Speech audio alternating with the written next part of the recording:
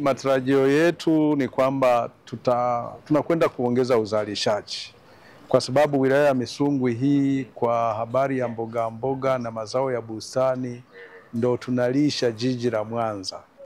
Kwa hiyo na tulikuwa tumeelemewa mpaka mboga mboga na vitu vingine vinatoka wilaya zingine za mbali na Misungwi. Kwa kufanya hivi tunakwenda kuongeza uzalishaji zaidi.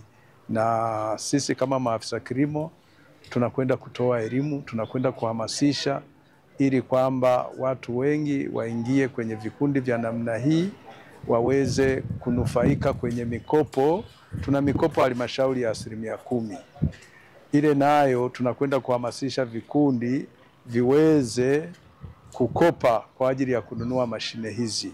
Kwa hiyo tunategemea kwamba hiki wizara ilichokianzisha kinakwenda kufanya mabadiliko makubwa katika wilaya ya Misungwi, kwa sababu sisi tuna eneo kubwa sana la ziwa.